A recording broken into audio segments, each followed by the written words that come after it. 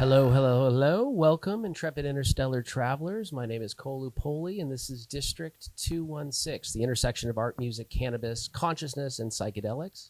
Today, we are super lucky to have Gerardo Urias, who's written a book called Take Back My Mind, My Journey Out of Depression with Psilocybin Mushrooms. So I'm looking forward to Gerardo telling me all sorts of interesting things about his intrepid journey, and we could please give him a round of applause.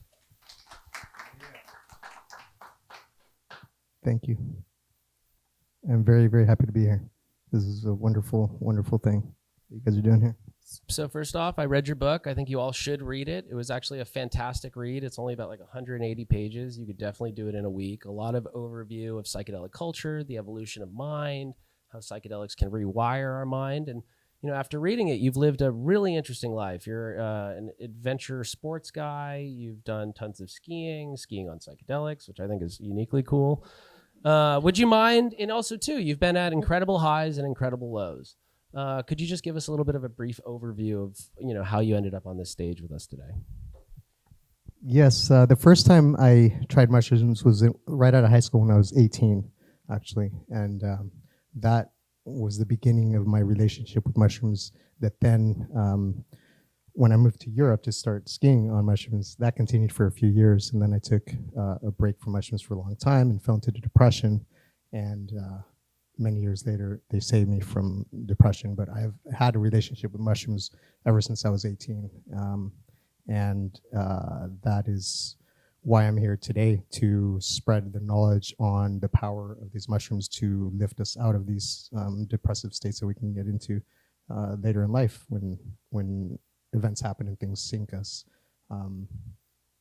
because it's very, very powerful. It's the only thing that was able to lift me out of that, about 5 years ago. So skiing on mushrooms, are you better or worse? Or have you skied on other drugs that are interesting? It depends how many grams.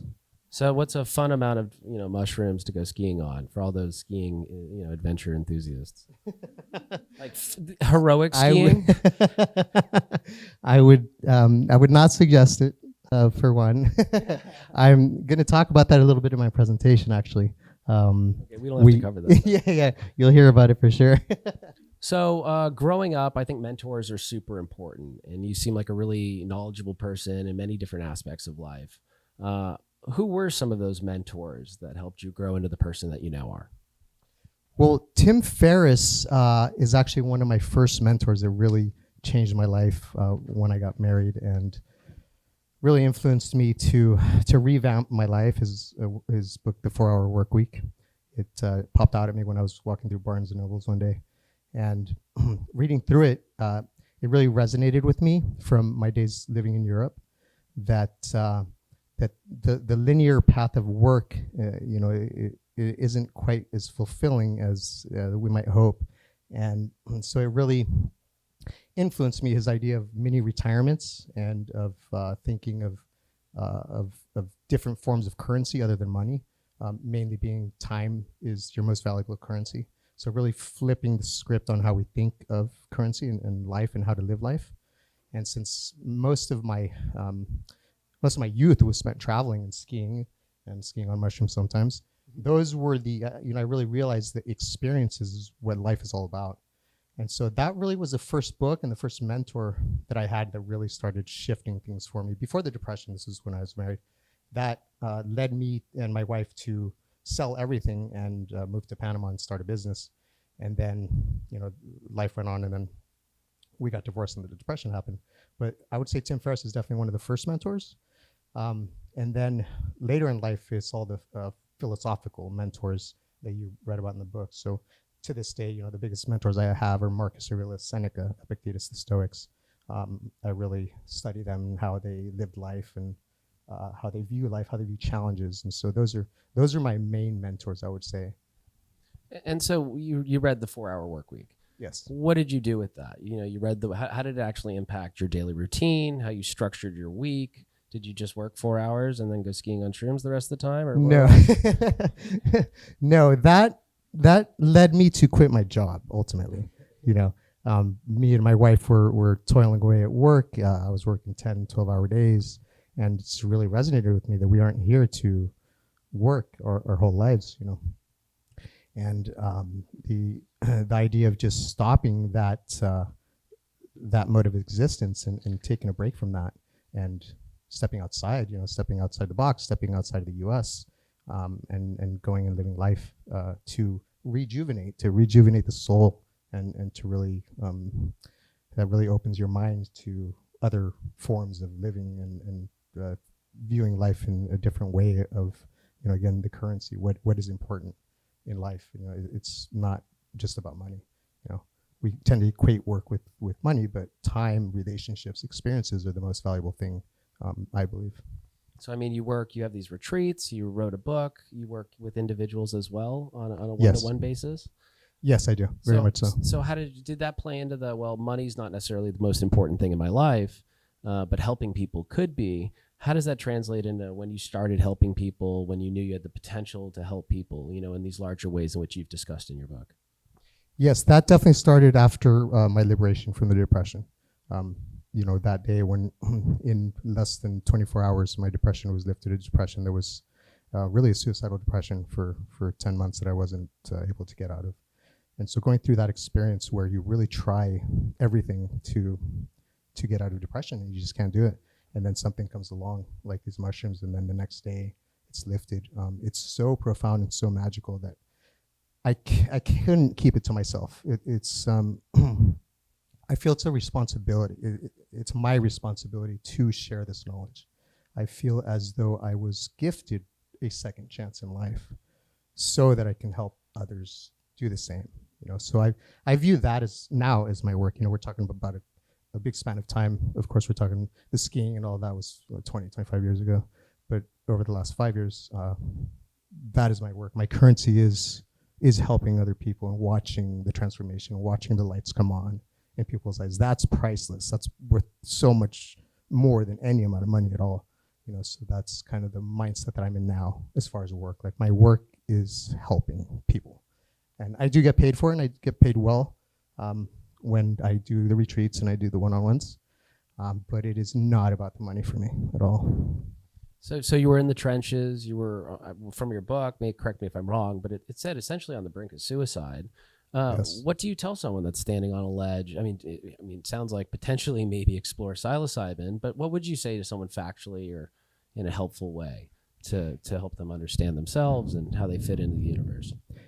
Yes, that's a really good question. The way I describe it many times is because I know that state of mind. I still remember it. I know the darkness. I know the depth of the darkness. I know the inescapability, which is, that's one of the main fabrics of trauma, is the element of inescapability.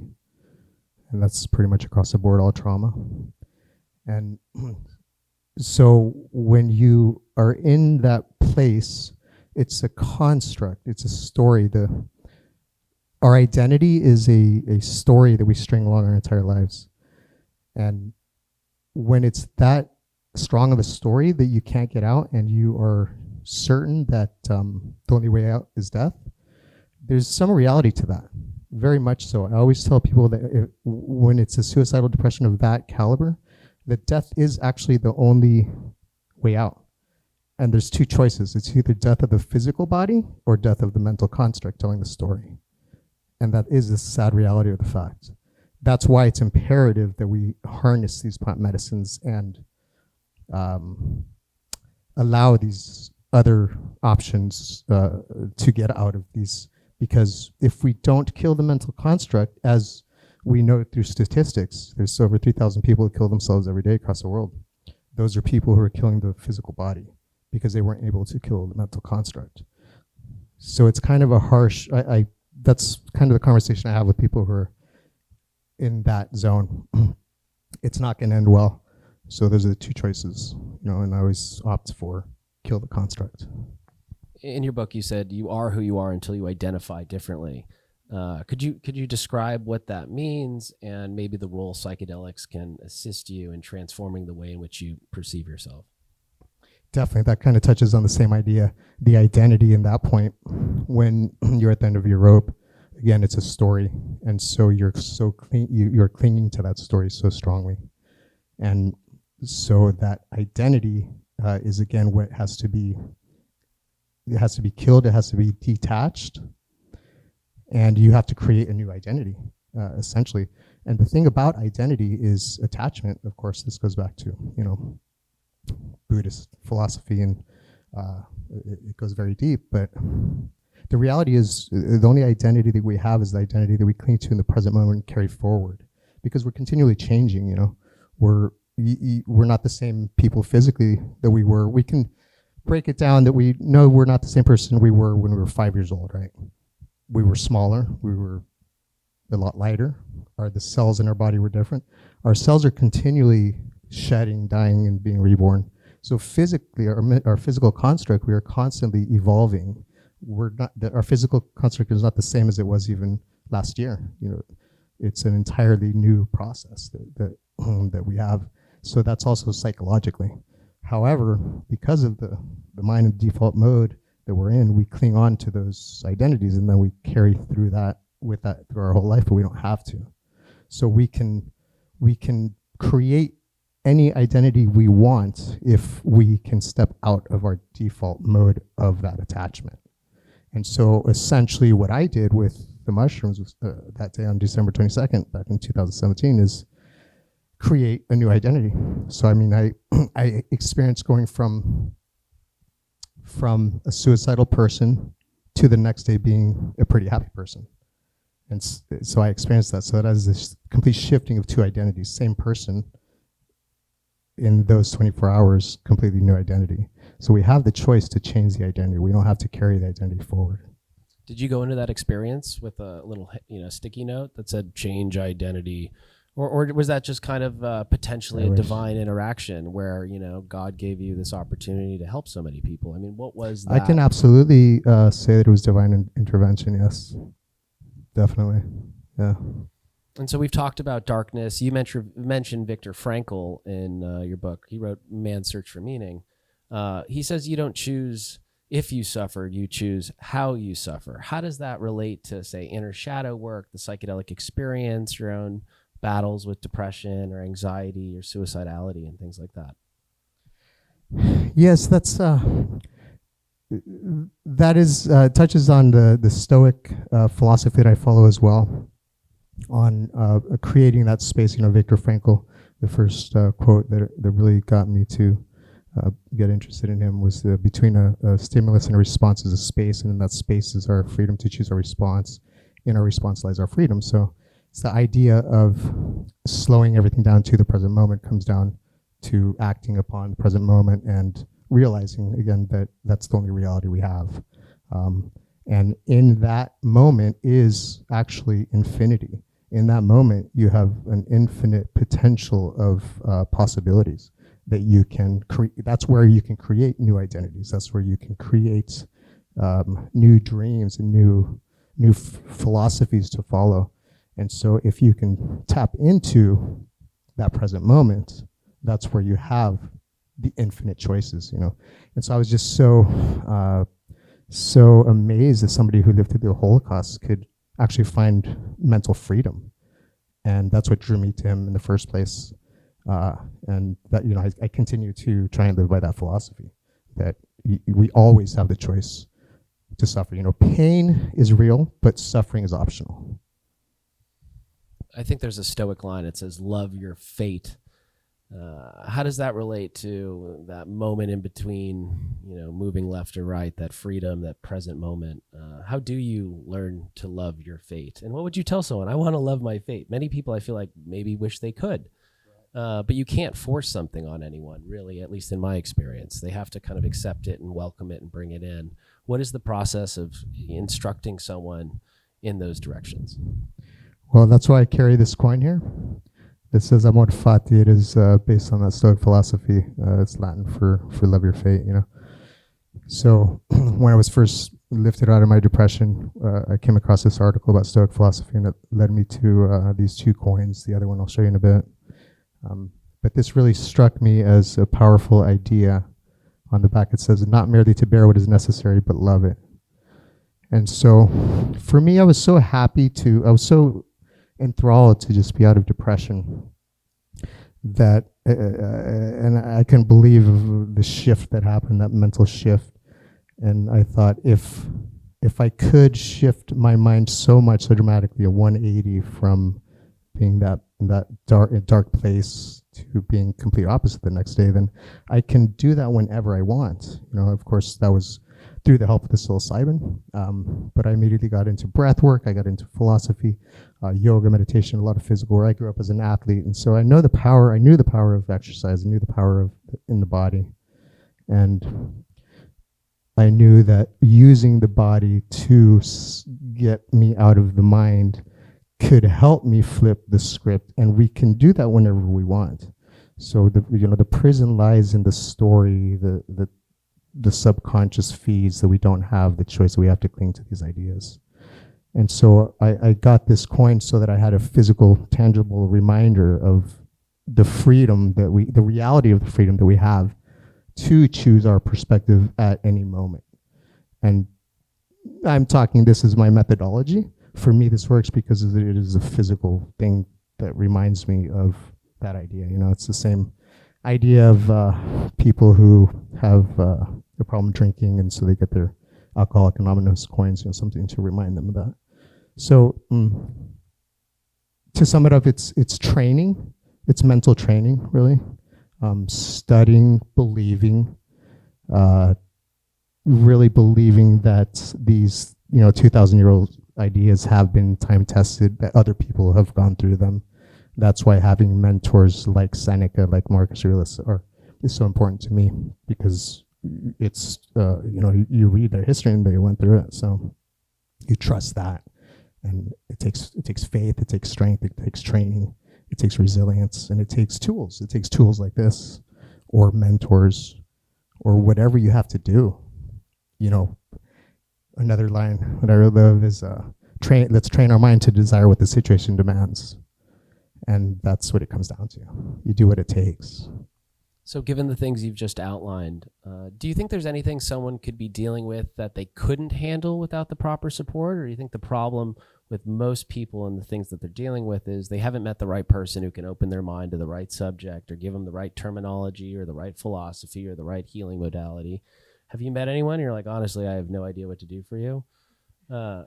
No, I actually do tell everybody that there is nothing that we can't overcome. Absolutely. Through the studies that I've done, through the experience that I've had, through studying my mentors, the philosophers, through learning from my dad, who was a big influence on me, and through what he went through, I know for a fact, there's nothing that we cannot overcome using all the knowledge we have, using our body, using the wisdom in our body, learning how our body works, learning how to tap into that potential. We have infinite potential in our bodies that is being overlooked in modern society, I believe. I've watched it, I've experienced it, and using nature alone and our body, which is nature, we are nature, so tapping into what the universe created for us, we can absolutely overcome anything at all. Definitely. And would you say, you're very passionate and very firm about that. And do you think that sort of sense of firmness is what would allow us to actually, if you actually genuinely believe that you can overcome anything, that's something you're essentially instilling in someone that you're working with. Am I correct? Oh, absolutely. The placebo is very real.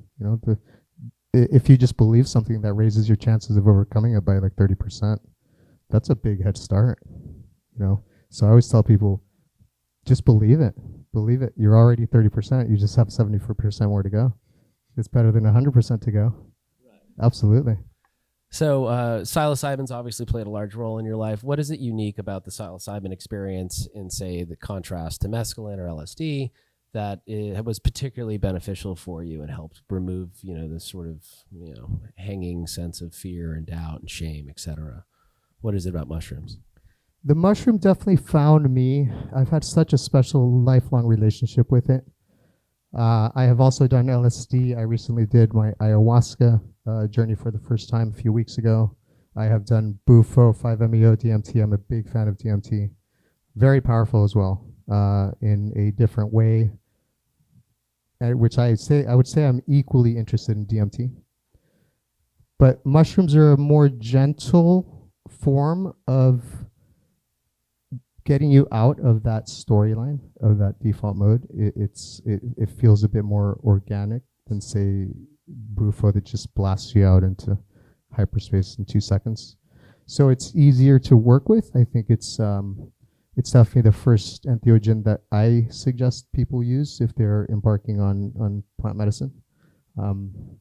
So I would say that. I would say it's much more gentle, and really, I feel we have evolved with it as human species. We've evolved with mushrooms for just as long as ayahuasca, but not as long as LSD or Bufo, for example.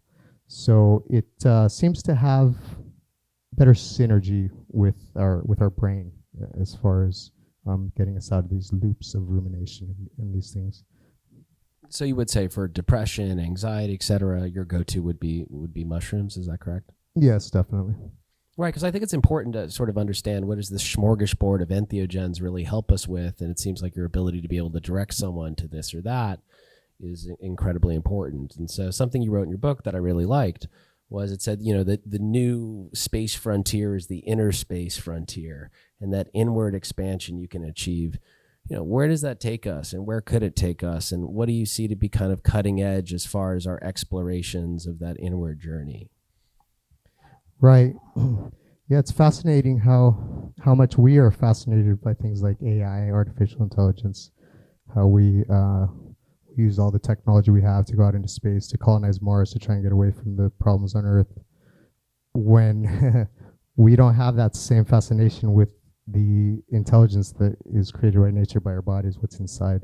It doesn't seem to be nearly as much focus or fascination on researching and learning what we already have, what we've had throughout our evolution. And so liberation of the mind, I have come to learn, besides entheogens, is using the body, because the body's intelligence is infinite, and there is an internal universe that is just as infinite as space. And even scientifically, we know that looking into our bodies, into everything, really, it's about the same ratio of space inside as there is outside. So there is an infinite amount of wisdom if we look inward, and that's where we tap into the self and into ourself, and that is where we see that continuum where we become one. And I've had these experiences many times on psychedelic journeys, where you go so far into your soul that you become infinite, and you realize how much space and how much infinity is inside of your body. And so, Jason Silva says that the new space is inner space. I believe that's what we need to do. We need to harness the power that we already have, that we've been born with. And by focusing inward, since it is a continuum, whatever's inside is outside. If you're tapping into whatever emotions you're going through, if you are angry, if you're tapping into your anger, then around you, you're going to kind of find that you're going to attract anger as well. So whatever you are cultivating from inside is what you are attracting from the outside. It is all a continuum. This is the great things that psychedelics bring, is you feel that continuum of infinity very clearly, and way beyond the analytical mind, way beyond the thinking brain.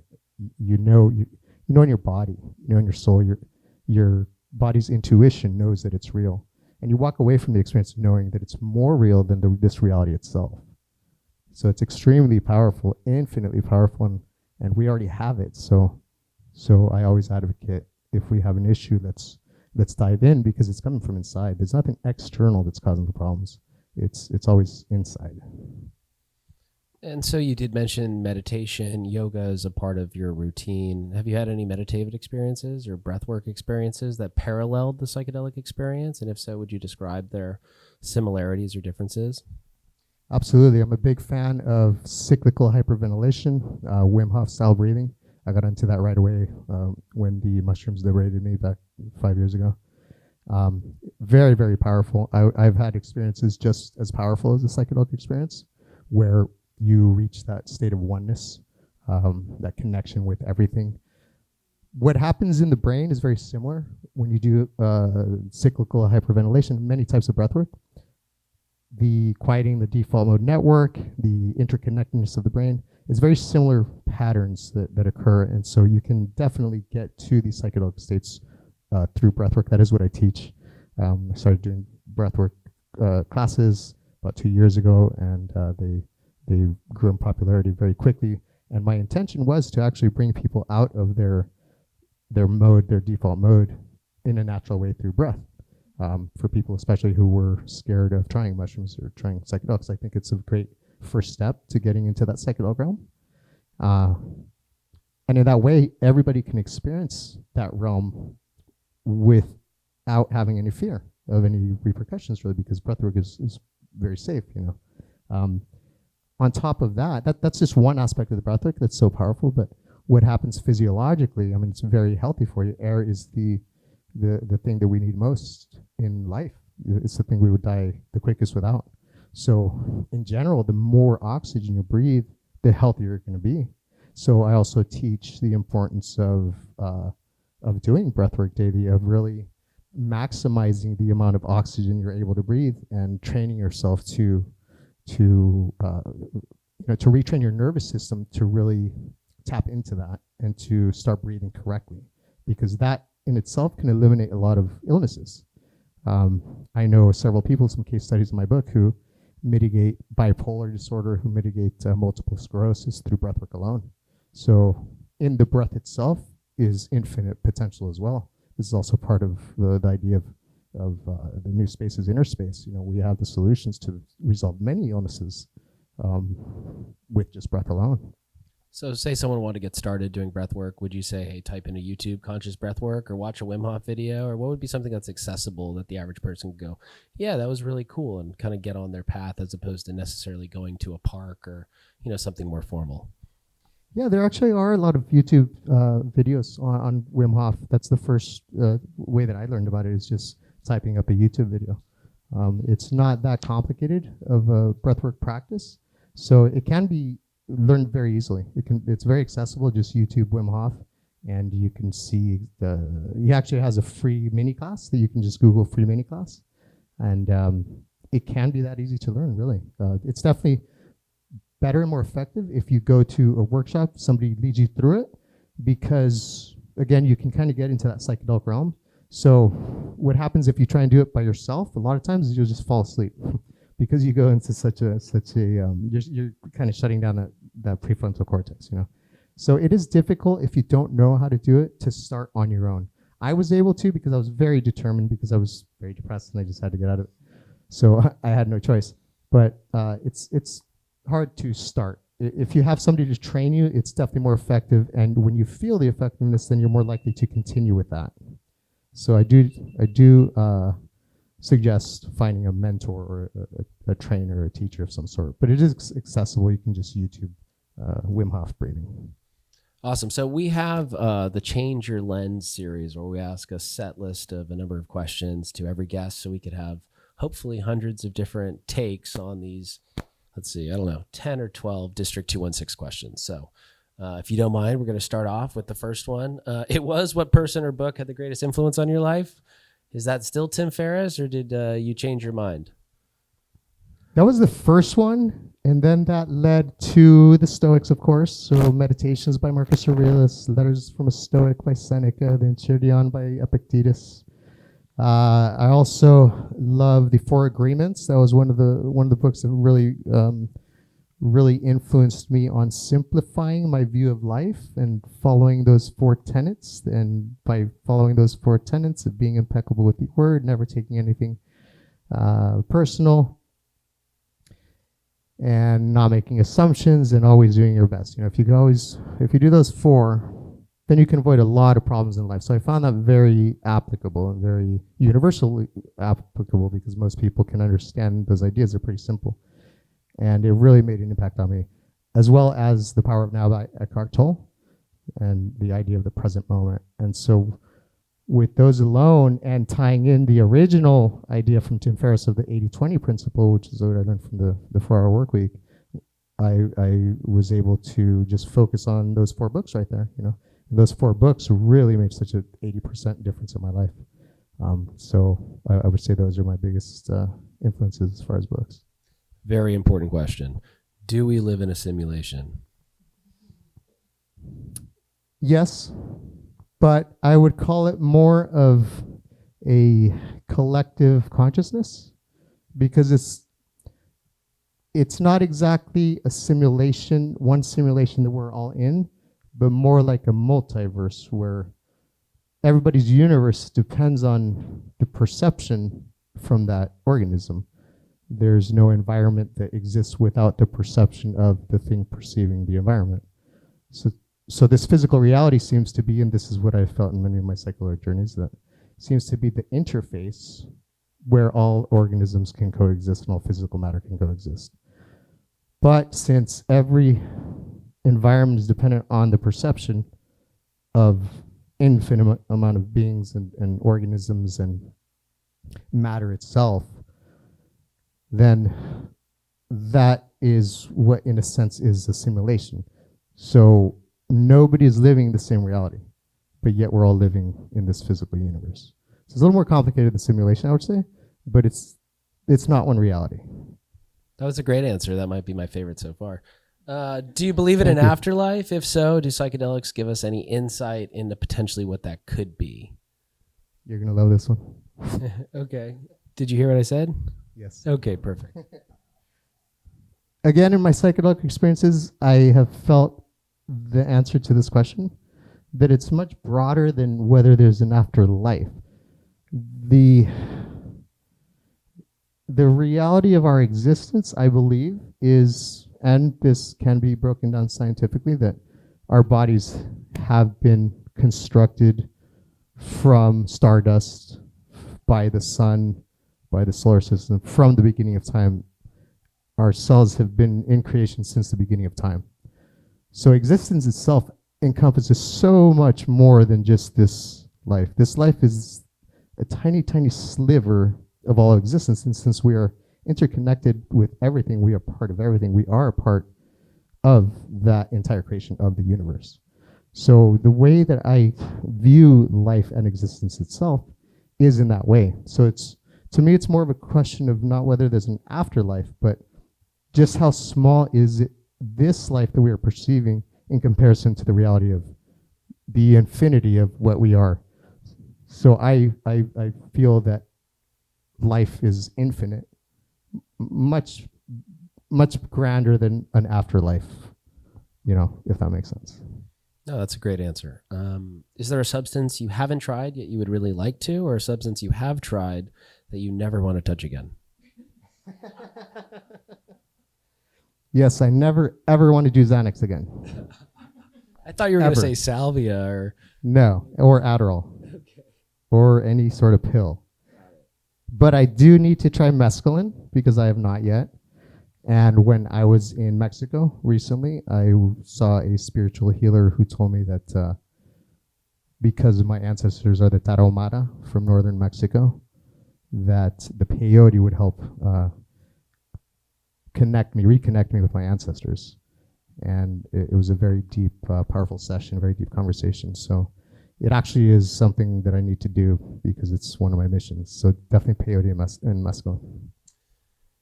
And so in the context of this modern kind of psychedelic renaissance, if we want to call it that, what are you most excited for and what do you see the future being? Ideally, in the best case scenario. There's so much potential with so much. Right now, currently, what we have to solve is a mental health crisis. So that's imperative.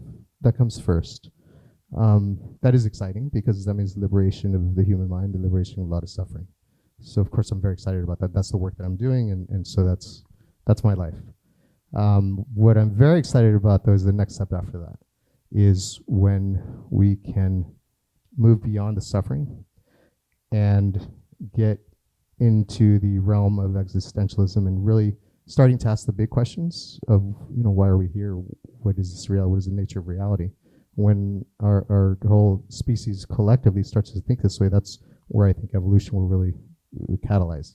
And so that's what I'm very excited about, is the ability for psychedelics to take us to that level of existence and of evolution, rather than just getting out of suffering. Because suffering, again, because of my belief, because of the book, because of who I am, suffering is not necessary. So I think it's inevitable that we will end this suffering, But again, what's really exciting is the next level of existence of let's start thinking about the big questions that really matter. And so lastly, what is the nature of consciousness in under 60 seconds? You've touched upon it, so if you want to, give it 30 seconds, I'll accept that. 65 seconds. I wish I had my Apple Watch. The best way I can describe that is something called the Law of One that dictates that we all came from the sun, essentially. Everything came from the sun. And the sun came from the one conscious, the one creator, the logos, which is the divine wisdom that's manifest in creation. And from this one creation, there is a fragmentation of consciousness and a stepping down of consciousness into what can be called a personalized vantage point of the universe, which every organism is. And we are a vantage point of the universe. You are the universe looking at me, I'm the universe looking at you, you guys are the universe looking at me. We're all the same one. It's just a fragmentation of the one consciousness. And the purpose of that is the universe learning about itself. And so existence goes through this process, through expansion of the universe, experience. Everything is experience. Everybody's experiencing something. And then that eventually, when the sun dies, it will get swallowed up into a black hole. And the inverse of that process occurs. And then all that information gets sucked into the black hole. And then the black hole spits out possibly another universe. But it learns and takes forward what it learned during that existence in itself. So in 5 seconds, we are the universe learning about ourselves. That was fantastic. Can we get a round of applause for Gerardo? And he's going to give us a presentation now. Hi, my name's Gerardo Urias. 3 years ago, I was living the life of my dreams, living on the Caribbean in Mexico. I owned my own business. I was married to a beautiful woman. I was traveling a lot, spending most of my days on the beach. Life was just incredible. It was epic. And then life took a major turn. I got divorced. My dad died right after we separated. I was going deaf. I had some major health issues. I ended up losing my business, my money, my home, and along with everything that was dear to me, my desire to live.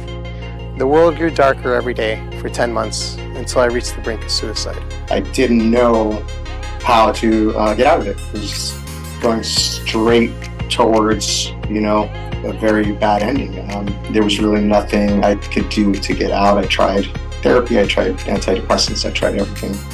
One day, my brother suggested magic mushrooms for depression, and I didn't think it would work. Within about an hour of eating the mushrooms, I literally felt the depression dissipate, dissolve, and vanish. It started ramping up, and we walked on the pier, everything started slowing down, and I just noticed that I felt good. And then all of a sudden, boom, this euphoria. Wow, it was just magical. How could you take me from one day where I just wanted to kill myself to the next day being happy? That sparked my rapid and dramatic recovery that began a transformative, magical 2-year journey that eventually led me to the majestic mountains of southern Oaxaca in Mexico. It's my hope to bring you on this journey with me by telling you a story of courage, adversity, resilience, family, love, and hope. By sharing my story, I hope to raise awareness for these life-saving plant medicines, practices, and philosophies that keep me thriving every day. It's unreal the power these mushrooms hold. What they did that day was open my eyes to the reality that I had closed off, to my mind, and make me fall in love with life again, just like that. It was insane. It's time to reawaken our incredible inner power. It's time to reconnect with nature. It's time to evolve. I wanted to tell my story in a visual way because a lot of people don't have time to read a book, and I really enjoy making videos, and I have spent a few years in Mexico in the most amazing places, the most amazing scenery, and so I have luckily some very talented friends who are very good videographers, and so we're currently working on that, and hopefully that'll be out in the next year or two. And there's a lot that's happened since the publishing of the book, since we started filming this documentary, and so I wanted to tell you some of the journey outside of the publishing of the book and the story of the book itself, because I published it during COVID, actually. And there's been The book in itself is my story of my downfall and then my rise out of it. However, I was really hoping that would stay that way, but that's not how life works. So then it went back down again, and there's been a lot that's happened since. So I'm going to tell you a little bit about my current journey. But first we'll go back quite a few years back to high school, to when, right out of high school, my best friend and I both got kicked out of our house for being young marijuana-smoking rebels. And so during those years, we were really doing nothing with our life, and we were just kind of partying away in San Diego. And we ended up going to a rave called Narnia in the summer of 1997, and that's where we first tried MDMA. And during our experience in Snow Valley, California, in a beautiful forest behind us, which was incredible, we had this crazy idea to move to Germany to go snowboard for the winter. And this is the beautiful town of Garmisch, Germany that we moved to. It's just like living inside of a postcard, and that's where I first started snowboarding. And it was that decision that was sparked by MDMA changed my entire life, of course, but these years became the 3 of the best years of my life. It was just unreal, absolutely unreal. And let me show you some pictures of Garmisch in the spring. So that was our playground, those mountains behind. We would go up and snowboard and ski those mountains every day, and then we worked down in the valley there. And back there is looking the other direction. The mountains you see in the back there, that's the border of Austria. And we would go hiking through there and just eat mushrooms and go hiking and all that stuff. It was so incredible. It absolutely changed our life. Especially my life. My friends ended up moving back home about a year later, but I stayed 3 years. And it was during these years where I first experienced the idea of tribe. True authentic connection and shared passions with my friends, as we skied some of the best and biggest mountains in the world. The bonding that occurs when you have those shared experiences that I equate to a psychedelic experience. Actually, for me, deep powder skiing is the ultimate. It's even far beyond psychedelics. That is my passion, my ultimate passion. This is also through my love of skiing and snowboarding where I discovered the idea of flow and flow state. But I wouldn't know what that term meant, of course, until I started my research for the book in 2018. But I now realize that my entire life has been an inadvertent experiment in flow state living, because I never stopped traveling and skiing, and I chased the waves and surfing and the snow for the next 2 decades. And I just intuitively knew that the way that I was living life is the way that life ought to be lived. And while everybody back home, my friends were climbing the corporate ladder and chasing that dream, I just wasn't able to assimilate back into that mindset, and I just never stopped to this day. And I still keep doing it. But what I also realized through psychedelic medicines from the experience of getting kicked out of my house is that these early traumas that the psychedelic experiences allowed me to tap into and realize these parts of myself is that I developed a tendency to run away from situations. And then what I realize now in hindsight is that I have been running away my whole life. However, that also, because of those early traumas, I have been able to see the world and have the most incredible experiences that a lot of my friends are jealous of. And so this is where I can see the continuity and the both sides of the coin, that yes, trauma is difficult and shapes you into a person who can have dysfunctions like running away for your whole life. But on the flip side of that, there's so much potential in what you can harness from trauma itself. Dr. Gabor Mate has a documentary called The Wisdom of Trauma, which means there's infinite potential in trauma itself. So trauma itself isn't only bad. This is us in these days in Garmisch-Partenkirchen, and then we would travel to Spain. This was during the running of the bulls, a wild week that we had there in Spain. I'm over there in the corner. I don't even remember that picture being taken. And this is in Thailand after about a year. We traveled to Southeast Asia and spent some time in Thailand. That's me trying to kill myself. That's me trying to kill myself again. Shortly after arriving in Germany, we started traveling around, and we quickly made our way to Amsterdam. That's me with some snakes trying to kill myself again. This brings us to Amsterdam, where we first started to really experiment with mushrooms, because back then mushrooms were still legal. In 2008, there were some unfortunate incidents that made the government change the laws on that. Now they can only sell truffles, the subterranean part of the mushrooms, but they were still legal when we first arrived there. And so we really started to experiment with them back then, but this was in 1997, long before sentence setting. So by experiment, as Cole and I were discussing earlier, we ate a few grams of mushrooms and would go skiing or biking or any other adrenaline-filled activity.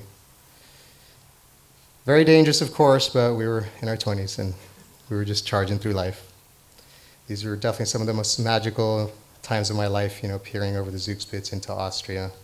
And it was all fun and games one day until we ate a few grams of mushrooms, went snowboarding, and my best friend flew out of the trees and crashed into me during the peak of the trip. I thought he broke my leg.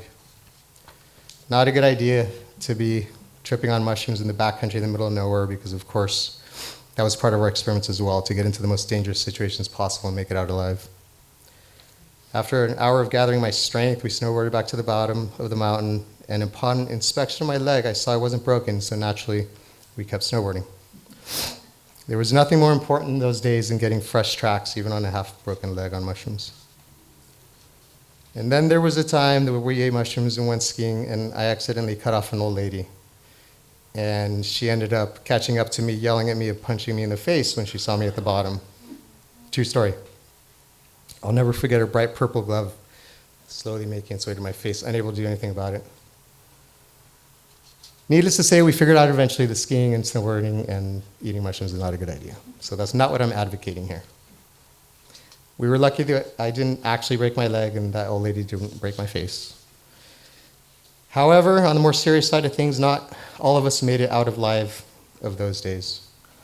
On one occasion, sans mushrooms, no mushrooms, during a real ski trip to northern Italy that I was supposed to go to, but I had to work. Two of my friends got caught in an avalanche in terrain that looked much like this. These pictures were taken in Switzerland. This is in Austria, so these were the mountains we were skiing. And my German friend Alex ended up dying, and my other American friend almost lost his life. After he was dug up by ski patrol and rehabilitated, the German government charged him with involuntary manslaughter for the involvement in the death of a German citizen, as they were out of bounds of the ski area, something we did often in our 20s. And he had to leave Germany or face jail time. His whole life was upended. If I had gone on that trip, there's no doubt I'd have charged that line first and I'd be dead as well. That was the most important day for me to not ditch work. I will ask for a moment of silence for Alex and for some of the friends that I've lost since those days.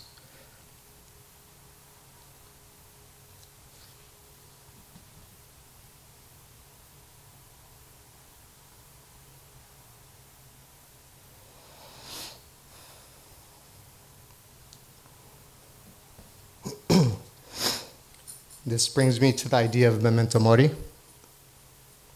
an integral part of Stoic philosophy, which is a philosophy that I try and follow, as we discussed earlier. It's a big part of my book and story. It's the ancient Greek practice of reflecting on our mortality. I carry this coin in my pocket to remind me of that idea. On the back it says, "You can leave life right now." And the full quote is from Marcus Aurelius. It says, "You can leave life right now, let that determine what you do and say and think." Again, it's a tangible reminder of reality that we can go at any minute. The most important idea for me. So it creates urgency in my life for the things that are important, like writing a book, like healing people, like spreading this knowledge. These were absolutely the best years of my life because we really were, many times, literally living life on the edge. As Jimmy Chin says in his latest film, Edge of the Unknown, which is about extreme sports, sometimes the only way to find the edge is to go over it. And unfortunately, some of my friends have gone over that edge. Fast forward a decade or so after a trial run of the normal life in the US, which I just couldn't get used to, and I found myself with a wife who felt the same, and we decided to sell all of our belongings, move to Panama, start a business of our own, and we ended up in Mexico 2 years later, living the dream. This picture is taken in a massive cave. It's a restaurant in a cenote, which means massive cave in Playa del Carmen, if you've ever been there. And this picture was taken a few blocks from the vacation rental business that we owned, very successful. We were really living the dream, but a party and alcohol-infused life on the Caribbean and Mexico is just not sustainable, especially for a marriage. Who would have thought? Playa del Carmen ripped our marriage apart in 1 year's time. Impressive. And if you've ever been there, you know why. This led to my divorce and my downfall and my severe depression, which then led to the abrupt dissipation of my depression with magic mushrooms, which we spoke about earlier on this beach in Oceanside, California. This is what my book is about, so I won't go into too much detail here. This brings us to 2018, the beginning of my healing journey. The next 2 years of my recovery were absolute magic as I began writing Taking Back My Mind. You really couldn't catch me on a bad day. This is in part because I was also going deaf during my marriage. An interesting epiphany I had recently about my inability to listen to my wife or to the universe. And within a year of my liberating depression, I had surgery on both ears and I can hear again for the first time in years.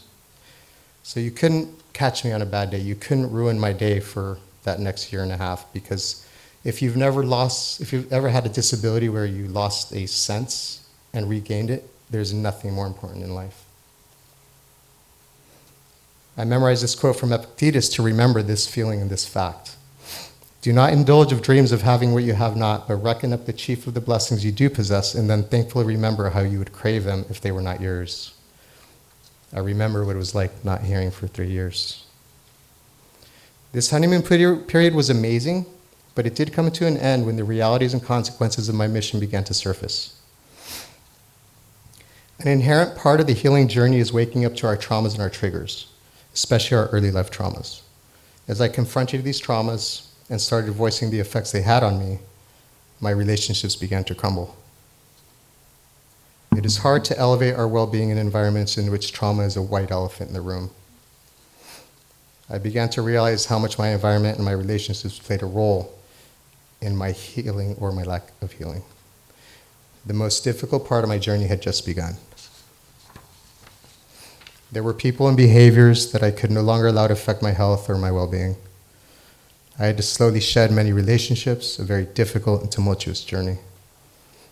This brings me to the main message that I do wish to share today. The journey of awakening is anything but easy and fun. Especially in Mexican and Latin cultures, family is of the utmost importance.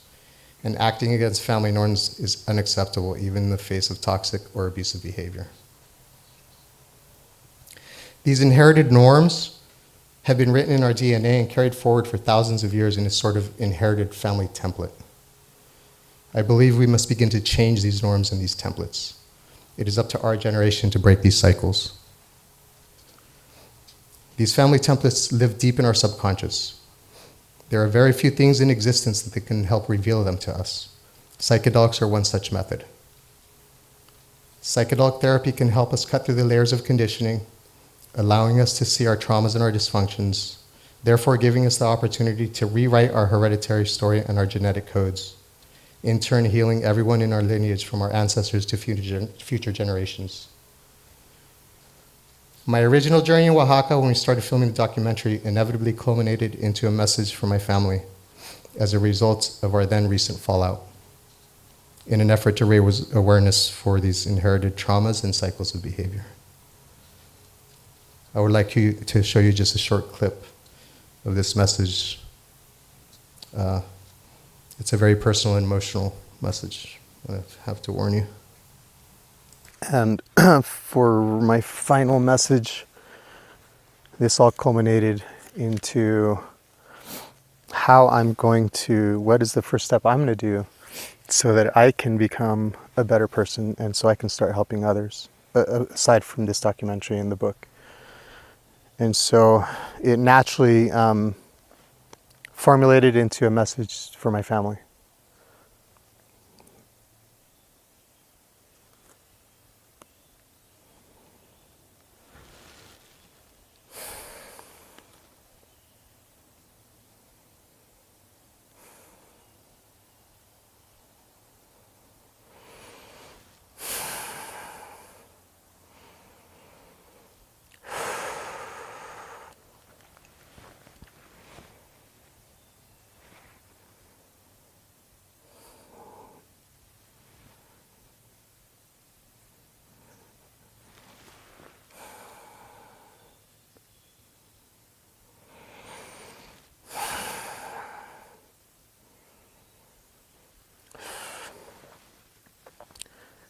Familia Urias.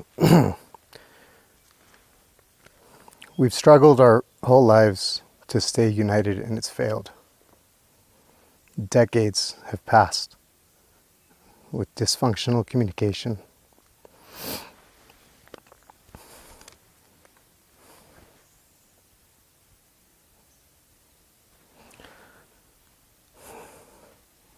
And the severing of relationships due to holding on to pain and trauma.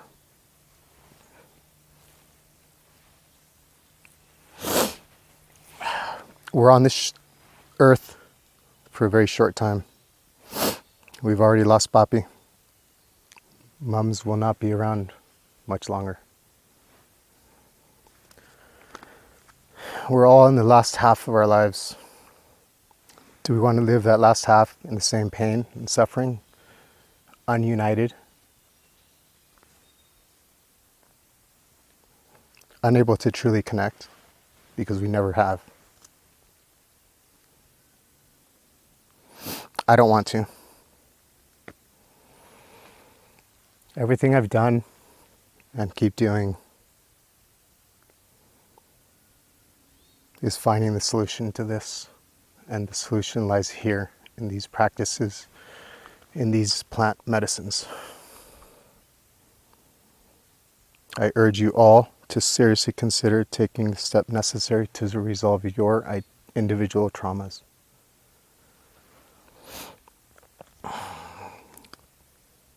Enabling our true selves to connect for the first time ever, free from the prison of the ego, which we all have.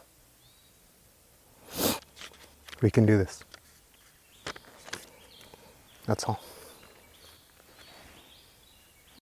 That was filmed in 2019. And because of my path and the revealing of my early traumas, the chasm between my family and I has only grown bigger. Trauma entanglements and stubborn trauma bonds remain in power.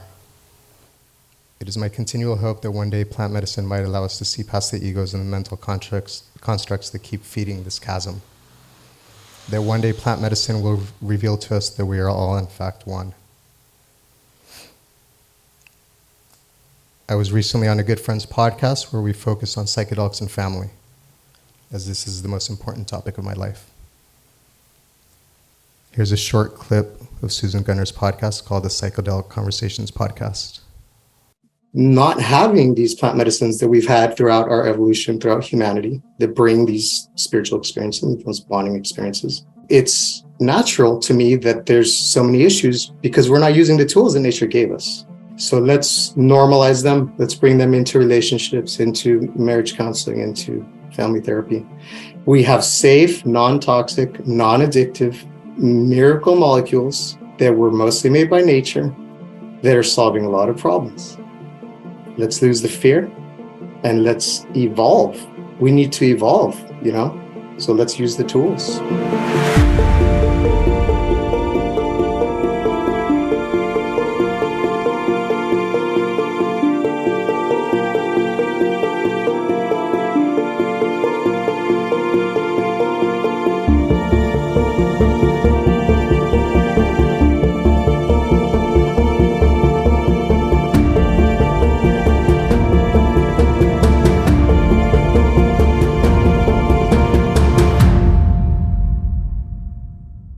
It's been a very difficult, challenging, and at times crushing journey, especially recently. I have had to reread my own book several times just to stay strong, to remember the stories, practices, and philosophies that jolted me out of depression in 2018. The most important of these stories being the story of my father. When I arrived in Oaxaca last year to begin setting up our ascension retreats, I was led to a spiritual healer named Inez who looked into my eyes and saw 5 generations of my ancestors trying to guide me. We talked about this a little bit earlier with Cole. But I had become disconnected from them. After several cleansing and purging exercises, she had me yell out my father's name and my grandfather's name. She had me yell out as loud as I could, "Yo soy Leopoldo Urias," was my father's name, and "Yo soy Rosario Urias," my grandfather's name and my mother's name. In an effort to call them into my life, she said that they're always listening. There was some smoke and herb cleansing and many prayers. It was a very powerful session. I actually have had many encounters with my ancestors since that cleansing, and many life-changing experiences as a result. On one occasion recently, during a high-dose mushroom journey, my father visited me as I became him and he became me. I had a conversation with him about healing our family as I spoke to myself as him. That's the best way I can describe it. It was ineffable, of course, but there was a moment where we merged into one. It was the most profound experience of my life. I have felt my father as a part of me ever since. He also visited me in a dream once to deliver a very important message about my book that was no coincidence. And when I woke up for the next few hours, I felt like I had smoked Bufo. There was a very clear activation of DMT in my body, which I'm very familiar with because of my Bufo 5-MeO and breathwork experiences. And that's the only time that's ever happened. There's no doubt that he visited me. As mentioned, my path has been anything but easy. It takes a tremendous amount of resilience, patience, and strength to continue doing what I'm doing in the face of so much adversity and resistance. But I know I can do it because I know who my father was. I would like to introduce you to a man named Leopoldo Urias. After leaving our grandparents' ranch in the mountains of Sinaloa barefoot at 16 years old to search for a better life, he encountered obstacle after obstacle throughout his life and evaded death so many times. He was in many accidents in which he could have easily died, but his lust for life, his strength and resilience, and his devotion to his family kept him alive. After ditching his doctor's advice that he would never walk again and probably live only a few more years after a death-defying accident in a cement truck during a workday before I was born, in which the truck lost its traction and went barreling over a big cliff, sustaining a broken back and multiple internal injuries, he turned to nature, eventually started running long distances barefoot, and lived to the ripe old age of 90. There's many stories I could tell you about my father, but I've detailed his life in my book, and it would take hours for you to understand just who he was. What I can tell you is that he was an absolute warrior, a healer, and the toughest man I've ever known.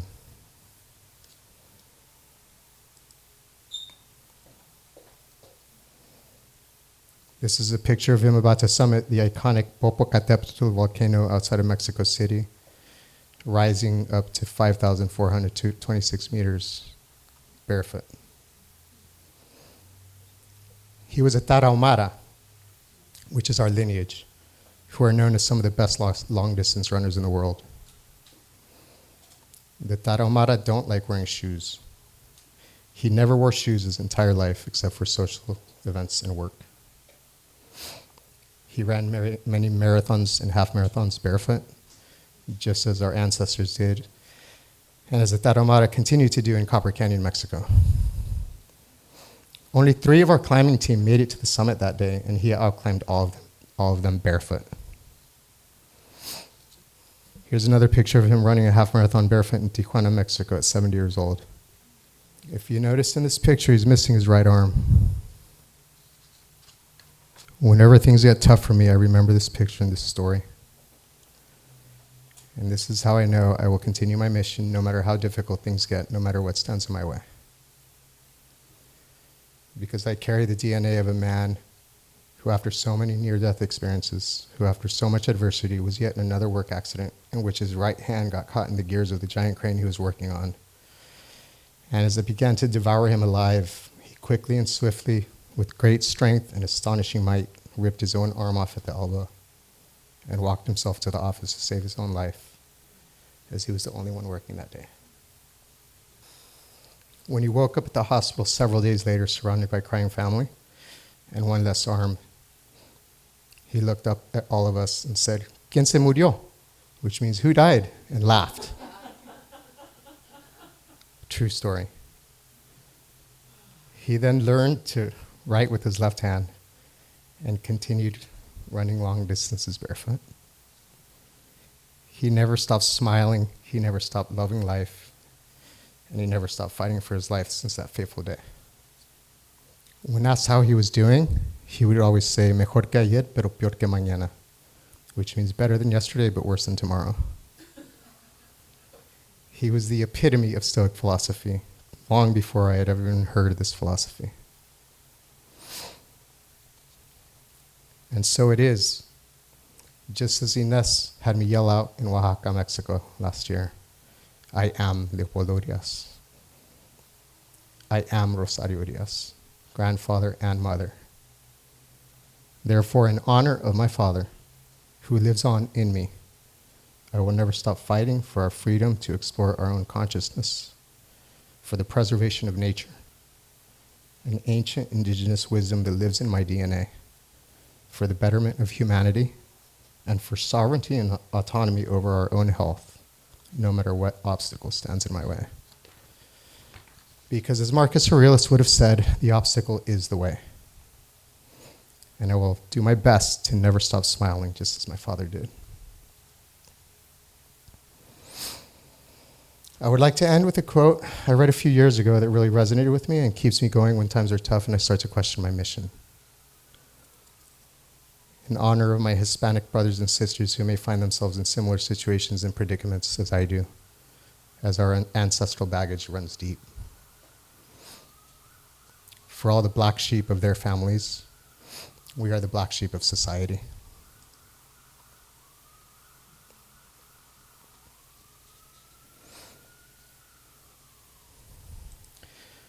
The so-called black sheep of the family are in fact hunters born of paths of liberation into the family tree, the members of a tree who do not conform to the norms of tradition or traditions of the family system, those who since childhood have constantly sought to revolutionize beliefs, going against the paths marked by family traditions, those criticized, judged, and even rejected. These are usually called to free the tree of repetitive stories that frustrate entire generations. The black sheep, those who do not adapt, those who cry rebelliously, play a basic role within each family system. They repair, pick up, unfold, and create new branches in the family tree. Thanks to these members, our trees renew their roots. Its rebellion is fertile soil. Its madness is water that nourishes. Its stubbornness is new air. Its passion is fire that reignites the light of the heart of the ancestors. Uncountable repressed desires, unfulfilled dreams, and the frustrated talents of our ancestors are manifested in the rebelliousness of these black sheep seeking fulfillment. The genealogical tree, by inertia, will want to continue to maintain the castrating and toxic course of its trunk, which makes the task of our sheep a difficult and conflicting work. However, who would bring new flowers to our tree if it were not for them? Who would create new branches?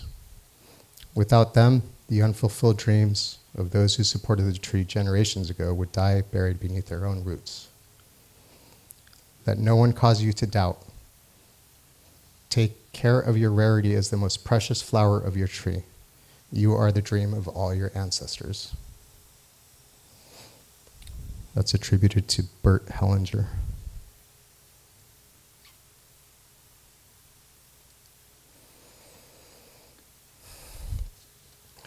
Thank you.